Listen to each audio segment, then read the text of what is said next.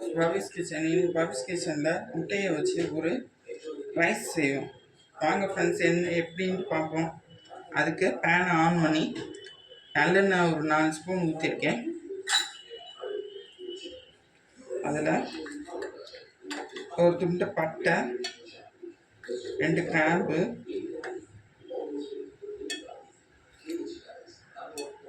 கொஞ்சோண்டு பெருஞ்சீரகம்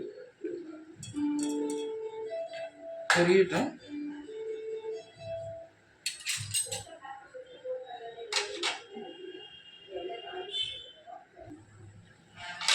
பெருஞ்சீரகம் பொரிஞ்சிருச்சு.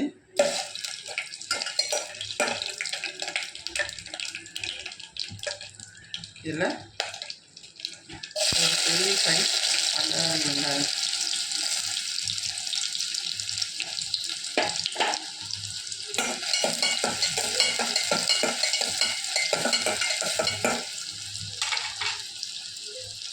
ரெண்டு சின்ன தக்காளியை வெட்டி வச்சுருக்கேன். ஒரு தக்காளி போடணுன்னாலும் போட்டலாம்.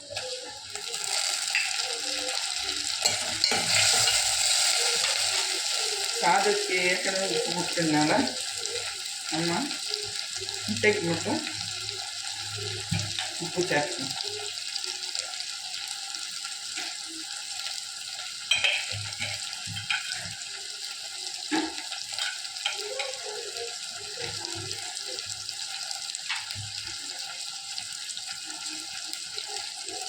சாஸ்பூன் மிளகாத்தூள், காரத்துக்கு தக்கபடி கூட போட்டுக்கோங்க.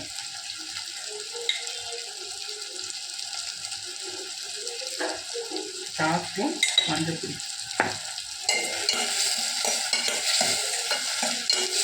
நல்ல வாசனையாக இருக்குது.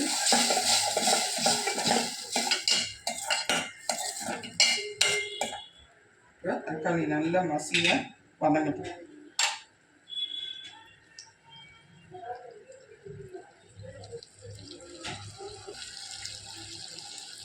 நல்லா மசியாக வதங்கிருச்சு. இப்போ வெட்டி வச்சுக்கிற ஒரு முட்டையை சேர்க்கலாம். ஒரு ஆளுக்கு ஒரு முட்டைங்கிறதுல நான் சேர்த்துருக்கேன். நல்லா மசாலா வந்து முட்டையில் சேரணும்.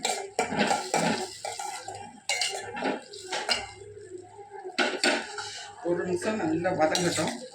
நான் மீடியம் ஃப்ளேமில் தான் வச்சுருக்கேன். வதங்கிச்சு.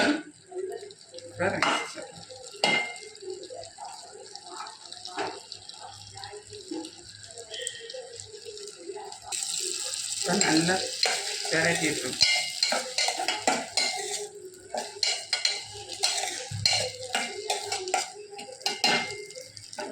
முட்டை சாதம் ரெடி.